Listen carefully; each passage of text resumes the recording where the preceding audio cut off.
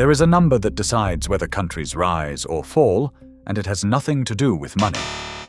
The two shafts at Bickershaw Colliery, on the edge of a Lancashire town called Leigh, took 5 years to sink before they brought up a single ton of coal. Work began in 1872. It finished in 1877. A weaving trade takes a generation to pass from one pair of hands to the next. A manufacturing town takes a century to build, street by street, around the work at the center of it. Industry keeps slow time. It always has. A British government keeps a different clock. 4 years, sometimes 5, and then the country votes, and the plans change hands. And for the past 40 years, in the gap between those two clocks, something has been going quietly wrong in Britain. In the same places, over and over, no matter who won. 5 prime ministers have entered Downing Street in the last 10 years alone. Each one stood at a lectern outside the black door and promised to fix it. Each one is gone. Then, on the afternoon of the 20th of July, 2026, a 6th walked up that street, and the first thing anyone noticed was that there was no lectern. He spoke standing in the road, without notes, without an auto-cue, the 7th Prime Minister since 2016, and conscious of it because he said so out loud. And then he did something none of the others had done. He named the clock. A plan for 10 years, he said. Not 4. 10. He called it a circuit breaker for Britain, and he promised the biggest changes in the last 40 years. Prime Ministers choose their numbers carefully. Count back 40 years from that July afternoon, and you land in 1986. Most of the country could not tell you a single thing about 1986. No war, no crash, no assassination. But there is a town in Lancashire where 1986 means everything. A town that had kept slow time for 2 centuries until the fast clock cancelled it. And the man who now holds the plan grew up 20 minutes down the road and would go on to represent that town in Parliament for 16 years. This is not really a story about him. It is the story of 2 clocks, 40 years out of step, and whether they can ever be brought back into time. And it starts where the slow clock stopped. It starts in Leigh. Leigh sits in the flat country between Manchester and Liverpool on the southern edge of the Lancashire coalfield, and for most of its existence it has done 2 things. It has dug coal and it has spun cotton. The first shaft at Bickershaw went down around 1830. The great mills came later in the century, red brick and long windows, and by the time Queen Victoria died, the town had arranged itself completely around the work. The colliery headgear at one end, the mill chimneys at the other, terraced streets running between them like veins. Understand what that arrangement actually was, because it is the whole argument of this story. A pit is not a job. A pit is an inheritance. The shafts at Bickershaw were sunk by men whose great-grandsons would ride the same cages down. By the 1930s, the workings had been driven 779 yards into the earth, nearly half a mile straight down, and the knowledge of how to work them safely was not written in any manual. It lived in families. A collier taught his son where the roof was bad, the way another father might teach his son to fish. The mills worked the same way. A weaver's hands took years to educate. Nobody in Leigh thought of any of this as slow. They thought of it as permanent, which is what slow time feels like when you are standing inside it. Ride the cage down at Bickershaw in the last good years, and the darkness arrives before anything else, a darkness with weight to it, and then the rest of the pit reaches you 1 sense at a time. The smell of it, coal dust and machine grease, and the strange clean cold of air that has been pumped half a mile underground. The sound of it, the cutters grinding somewhere out along the face, the conveyors running their endless river of black towards the shaft, and underneath everything the low conversation of men who cannot see each other's faces and know each other's voices better than their own wives do. 7 miles of underground roadways eventually linked Bickershaw to Parsonage and Golborne. 3 pits joined into one buried city every ton flowing back to Bickershaw to be washed and weighed. Above ground, the other half of the town's body was still breathing too. The spinning mills stood over Leigh like liners in dock. 5 and 6 stories of Lancashire brick, their floors humming with machinery, warm with the lanolin smell of raw cotton, staffed by the wives and daughters and sisters of the men underground. A family could hold both economies across one kitchen table. Coal and cotton, husband and wife, the same wage packet economy that had run since Victoria. Nobody who stood inside that world could have described it as fragile. It had a brass band. It had a miners' gala every summer. It had 200 years of evidence that tomorrow would resemble today. 20 minutes down the road, in a village called Culcheth on the Cheshire side of Warrington, a boy was growing up in the middle of all this without knowing he was in a story at all. Andy Burnham, born on the 7th of January 1970 in Aintree, on the Liverpool side of the family. His father Roy was a telephone engineer. His mother Eileen was a receptionist at a doctor's surgery. It is the most ordinary biography imaginable, and that ordinariness is the point. Because the world he was born into still assumed that a telephone engineer's son would grow up in a country that made things, surrounded by towns that made things, and that this would simply continue. In 1984, at 14 years old, he joined the Labour Party in the middle of the strike that was tearing the coalfields apart. Hold that boy in your mind. He does not matter to this story yet. The town matters. And hold on to that other number too. 200 years to build a coalfield town. Remember, as this story goes on, how long it takes to switch one off. To be fair to what came next, you have to be honest about what came before it, because the crisis of the 1970s was not invented. Inflation in Britain passed 20%. In 1976, the government had to go to the International Monetary Fund for a loan, the kind of humiliation normally reserved for collapsing economies. By the winter of 1978, the rubbish stood uncollected in the streets. Whatever you think of Margaret Thatcher, she inherited a country that genuinely was not working, and the demand for change that carried her into office was real. Her supporters will tell you she answered it. The coalfields will tell you what the answer cost. The strike came in 1984, and it came to Leigh directly. On the 12th of June that year, there was a mass picket at the colliery gates, violent enough that people locally still call it the Battle of Bickershaw. The Leigh miners held longer than most, but by January of 1985, only a minority remained out, and on the 3rd of March, the strike ended in defeat. The men went back. And here is the detail that history usually skips. Bickershaw went back to work and thrived. Within 2 years, the pit was running at a profit and breaking its own production records, coal coming off 4 faces at once.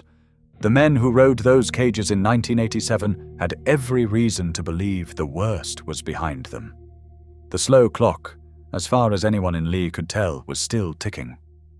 This channel keeps the record of what Britain built and what it cost to lose it. If that matters to you, subscribe, because the archive is growing. Now watch what 1986 actually was, because it happened in 2 places at once. On the morning of the 27th of October, in the City of London, the screens came on. They called it Big Bang. In a single day, centuries of tradition on the London Stock Exchange were swept away. The old fixed commissions, gone. The old separation between the men who traded shares and the men who brokered them, gone. The trading floor itself, with its shouting and its hand signals, emptied within weeks, because the market had moved inside computers. Foreign banks poured in. American money, Japanese money, salaries that made industrial wages look like pocket change. It worked, by the way. That is the uncomfortable part. Big Bang made London one of the 2 financial capitals of the entire planet, and the taxes it generated would go on to fund a great deal of what the British state does. A new Britain was being switched on. 200 miles north, in the same season, the other Britain was being switched off. Not with an announcement. Nothing so honest as that. It was switched off the way a tide goes out, order books thinning, investment not arriving, a pit here and a works there, year after year. In 1986, no one stood in Leigh and declared the town's economy over. They did not have to. The country had simply chosen, in that 1 year, which of its 2 clocks it was going to live by. The fast one won. For Leigh, the sentence took 6 more years to finish. Goulburn Colliery, part of the same linked complex, closed in 1989. British Coal raised Bickershaw's production target to 20,000 tonnes a week, and when the target was missed, the 600 remaining miners were balloted on measures to win the pit a stay of execution, men voting on the terms of their own reprieve. It was not enough. On the 13th of March, 1992, under John Major now, not Thatcher, Bickershaw and its sister Pitt Parsonage closed together. They were the last 2 collieries in the entire Wigan coalfield. The union officials called it a political closure. The men called it Friday. The winding gear that had stood over the town like a church tower came down, and more than 200 years of Lancashire mining ended, not with a battle this time, but with a padlock. And here is the line to hold on to. The shutdown, from the strike to the last cage, took roughly 7 years. The towns are still waiting for the second half of the sentence, because a government can close an industry inside a single parliament. Nobody had ever tested how long it takes to replace one. Leigh was about to spend 30 years finding out. What happened next is the part of the story nobody makes films about, because nothing in it explodes. It is the long middle. And the long middle is where the thesis of this film lives, so watch it carefully. Every government that arrived after 1992 arrived with a plan for places like Leigh. Every single one. Major had schemes, Blair had bigger ones, Brown had bigger ones still, and every plan, without exception, was built to the size of the electoral clock. Regeneration money came in grant cycles of 2 and 3 years. Initiatives were launched, renamed at the next reshuffle, absorbed into new initiatives, wound up.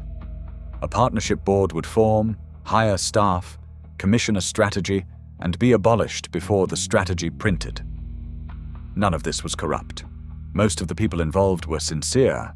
It is simply that a 4-year institution cannot make a 40-year promise, and every civil servant in the system knew it, and so did every council officer in Leigh, and so eventually did every voter. Say the names out loud, because the names themselves are the evidence.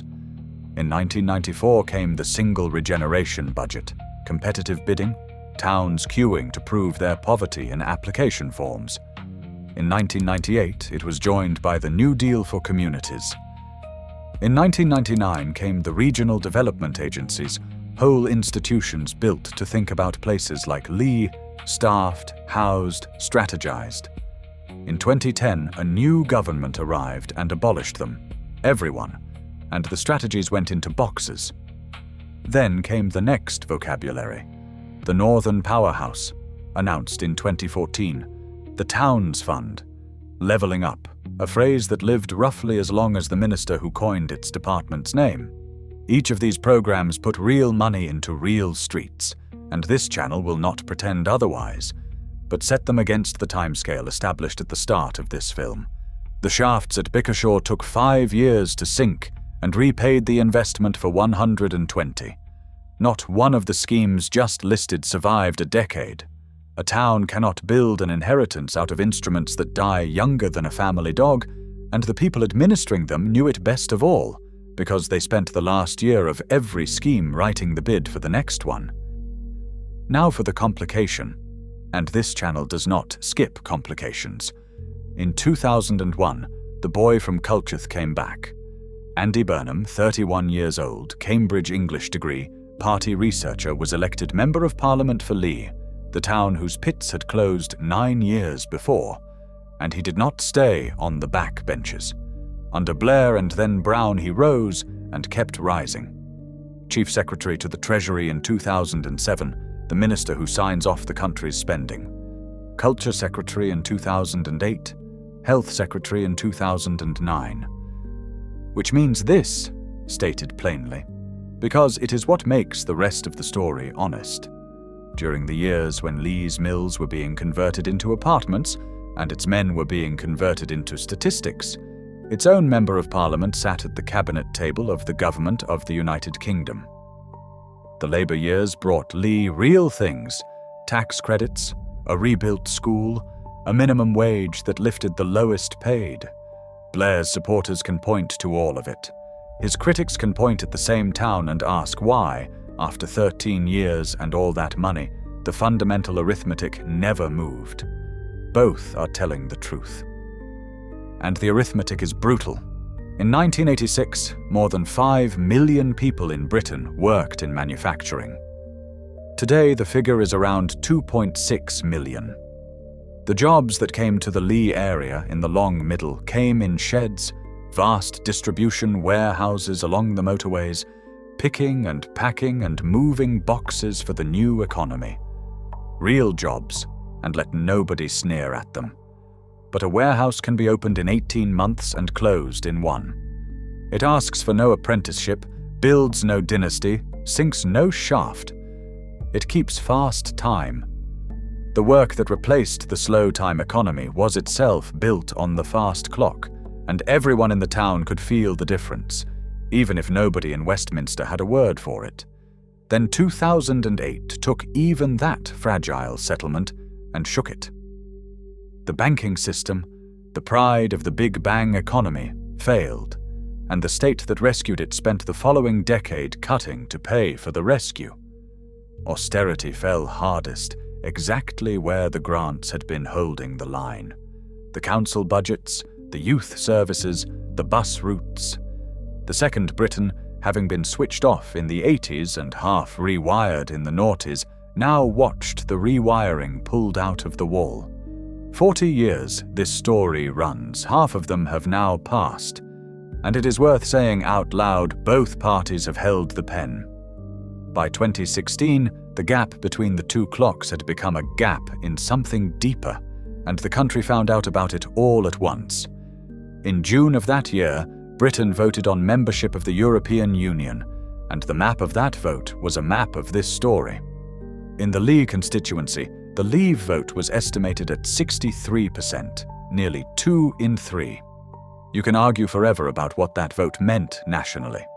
In Leigh, it is not complicated. A town that had been promised a plan by every government for a generation was offered, for once, a lever that visibly connected to something, and it pulled. And then the fast clock did not merely keep running. It broke its own escapement. David Cameron resigned within weeks. Theresa May lasted 3 years. Boris Johnson followed. Then Liz Truss, whose premiership ran 49 days, the shortest in the history of the office. Then Rishi Sunak. 5 prime ministers inside a decade, each arriving with a plan, each plan dying with its author, while in the towns the industrial clock did not tick at all because it had nothing left to measure. Burnham, meanwhile, had done something almost no ambitious British politician ever does. In 2017, he left Westminster, gave up the Commons seat he had held for 16 years, and went home, standing successfully to become the first elected mayor of Greater Manchester. And in October of 2020, in the middle of the pandemic, the country suddenly saw why. When the government imposed the toughest restrictions on his region and would not fund the wages of the people being locked down, Burnham stood on the steps outside a Manchester building and fought the announcement live on television. He lost the argument that afternoon. He won something else. The newspapers started calling him the King of the North. His supporters saw a politician finally standing where the consequences land. His critics saw a man who had left national responsibility behind and could now protest decisions instead of making them. Note the image either way. A politician standing outside a building, speaking in the street. It will come back. And there is one more thing about the mayoralty, and it requires a confession from earlier in this film. When this story described 1986, it showed you one switch being thrown, the screens coming on in the city on the 27th of October. Here is what happened the day before. On the 26th of October, 1986, the buses of Britain were deregulated. Public control of routes and fares outside London ended overnight, and in the decades that followed, towns like Leigh, which had already lost their railway, the station closed in 1969 and the tracks lifted, watched their bus networks fray into whatever the market would bear. One of the largest towns in England ended the century with no railway station and no say over its own buses. The two Britons were switched on and switched off on consecutive mornings of the same October week, and almost nobody has ever noticed. Burnham noticed. As mayor, he took the powers no one had used and re-regulated, and in September 2023, the first franchised buses in England outside London since that October morning went into service, yellow, publicly controlled, running first of all in the borough of Wigan, which contains Leigh. 37 years after the switch was thrown, the first thing turned back on in Britain was turned back on there. It was a bus route. It was also a statement about which clock he keeps. But before it does, Leigh had one more thing to say, and it said it in December 2019. The parliamentary seat of Leigh had existed since 1885. In 134 years, it had never once, not in war, not in depression, not in the darkest year of any government, elected a Conservative. Labour had held it continuously since 1922, one of the longest unbroken holds in the country. And on the 12th of December, 2019, the town of Bickershaw and the Battle of the Picket Line and the brass band elected a Conservative Member of Parliament by 1,965 votes. Treat that however you like politically. This channel treats it as a reading on an instrument. When a place breaks a habit older than everyone living in it, the place is telling you that every previous signal has failed. The impossibility occurred quietly, in a leisure centre, at 3 a.m, and the counting agents themselves did not believe it. If you have watched this far, you are the reason this channel exists. Subscribe and keep the record. In July 2024, the pendulum swung again, and swung hard. Keir Starmer led Labour to a landslide, and give him the line his supporters give him, he had taken the party from its worst defeat since 1935 to a majority of historic size in under 5 years. What followed is recent enough that you watched it yourself. Reversals, resignations, a scandal over the appointment of an ambassador, local elections in May of 2026, in which the party lost more than 1,000 council seats. His critics say the landslide was spent without being used. On the 22nd of June, 2026, Starmer stood outside number 10 and announced that he would resign, saying he had heard his party's answer and accepted it. And here the fast clock produced its strangest scene yet. Burnham was not even in Parliament. So on the 14th of May, the member for Makerfield, the constituency next door to Old Leigh, containing streets that once looked across at the same pitheads, resigned his seat for the stated purpose of giving Burnham a way back in. On the 18th of June, Burnham won the by-election with 54.8% of the vote, with Reform second, in a coalfield seat Labour has held for a century. 4 days later, Starmer announced his departure. In the leadership contest that followed, Burnham was the only candidate, nominated by 379 of the 403 Labour members of the Commons. And on the 20th of July, 2026, yesterday, as this film is written, the boy who joined the Labour Party at 14 in the strike year, who represented the town of the closed pits for 16 years, walked up Downing Street as Prime Minister. So now go back to where we started and watch the scene again, knowing everything you now know. No lectern, no notes. A man standing in a road, which is where he has always done his best work, telling the country that he was acutely conscious of being the 6th person in 10 years to make this walk. And then the sentence this entire film has been waiting for. In the 1980s, he said, "Britain took some wrong turns. Political power centralized, economic power privatized. Large parts of the country deindustrialized, and they still have not recovered." His answer, announced for later this year, is a plan built for 10 years. not for, a new economic model alongside a new political one, framed by him as something that must outlast any single party. He called it a circuit breaker. This channel will not tell you whether it will work. That is not a cop-out. It is the discipline of the story. Because here is what the record actually shows about British rescue plans, and the record is merciless. In September 1965, Harold Wilson's government published the National Plan, a grand scheme to modernize the entire economy over 6 years. It was abandoned the following July. It lasted 10 months. Every regeneration program that followed across 60 years, and both parties has lived and died inside a single parliament. 40 years of decline, and not one plan as long as the problem. That is the pattern. Not wicked men, not stupid ones, just a clock that runs out before the work does every single time. What is different now, and it is the only thing this film will claim, is small and precise. For the first time in this entire story, a Prime Minister has stood in that street and named the actual opponent, which was never really a party, or a union, or a market. It was time, and for the first time, the man holding the plan comes from the world the clock ran out on, a telephone engineer's son from 20 minutes outside Leigh, who buried the industry as a boy and represented the graveyard as a man. None of that guarantees anything. Prime Ministers have arrived from every possible background and been eaten by the same 4 years. The mountain in front of him is exactly as high as the last 30 minutes have shown you. But for the first time in 40 years, someone appears to be climbing the right mountain. History will record whether he got up it. Stand on Plank Lane in Leigh, where the Bickershaw headgear used to hold up the sky. Close your eyes. A winter morning, 1986. The hooter going in the dark, the cage dropping half a mile with the day shift packed inside it, men whose grandfathers rode the same rope.